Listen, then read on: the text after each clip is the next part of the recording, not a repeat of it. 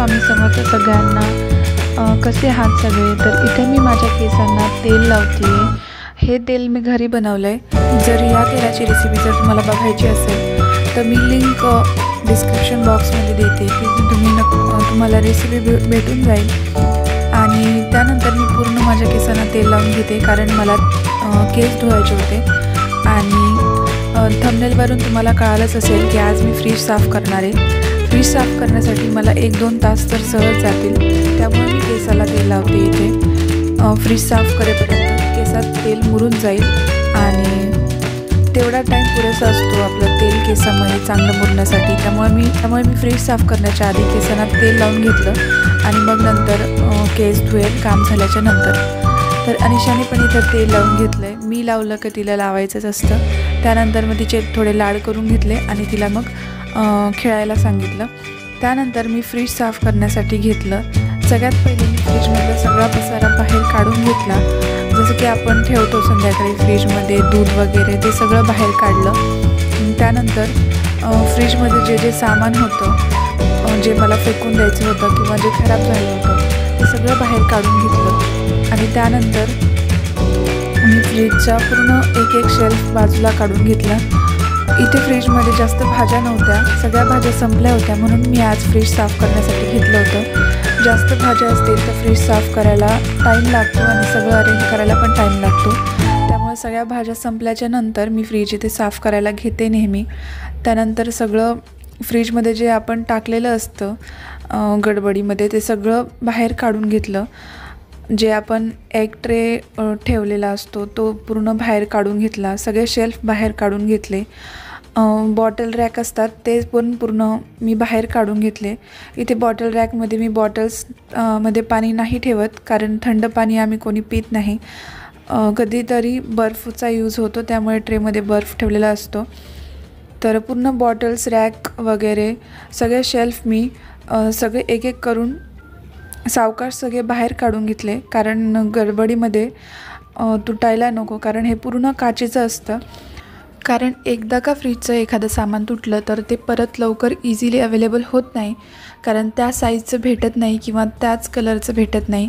आणि हा फ्रीज खूप जुना आहे, सिंगल डोअरचा फ्रीज आहे हा, त्यामुळे याचा मॉडेलचं भेटेल का नाही सांगता येत नाही. त्यामुळे मी पूर्ण दरवेळेस जेव्हा मी क्लिनिंग करते तेव्हा खूप सावकाशपणे पूर्ण शेल्फ बाहेर काढून घेते आणि त्यानंतर मग ते धुवून वगैरे मग ते सावकाश ठेवते.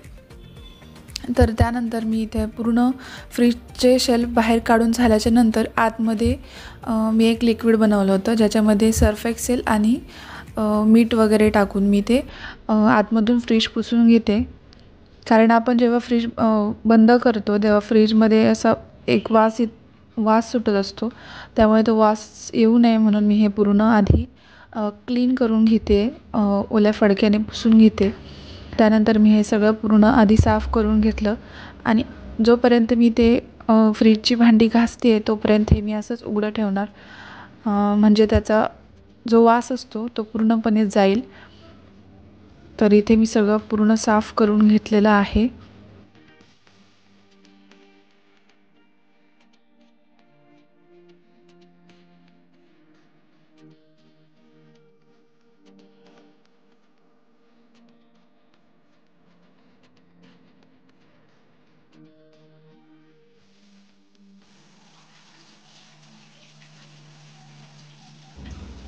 आणि मी इथे फ्रीजमध्ये एक्स्ट्राचं काही सामान वगैरे ठेवत नाही, जेवढं लागतं तेवढंच ठेवते. आणि भाजी वगैरे पण जास्त ठेवत नाही, फक्त टोमॅटो, मिरची, कढीपत्ता आणि कोथिंबीर आणि एखादी भाजी एवढंच फ्रीजमध्ये असतं. कारण इथे जवळच भाजीवाले गाड्या आहेत, खूप भाजीचे दुकानं आहेत, त्यामुळे आम्ही जशी लागेल तशी फ्रेश भाजी सकाळ संध्याकाळ घेऊन येतो. त्यामुळे फ्रीजमध्ये जास्त गर्दी होण्याचा प्रश्नच येत नाही. तर त्याच्यानंतर मी इथं पूर्ण फ्रीजची जी भांडी आहेत ती सावकाशपणे पूर्ण घासून वगैरे ती साईडला पालथी घालून ठेवली, म्हणजे त्याच्यातलं पाणी पूर्ण खाली निथळून जाईल आणि मग लास्टला फक्त एक कपडा मारून ते ठेवता येईल. जेवढी किचनवरती बसत होती तेवढी भांडी मी वरती लावली आणि बाकीची जी मोठी मोठी भांडी आहेत ती खाली पालथी घालून ठेवली, कारण किचन छोटं आहे आणि त्यामुळे एवढी जागा तिथे होत नव्हती आणि चुकून एखादं भांडं पडू नये म्हणून मी अर्धी भांडी खाली लावली आणि छोटी छोटी भांडी आहेत ती वरती किचनवर ठेवली. तर त्यानंतर मी सगळी इथं पूर्ण फ्रीजची जी भांडी आहेत ती पूर्ण घासून घेतली.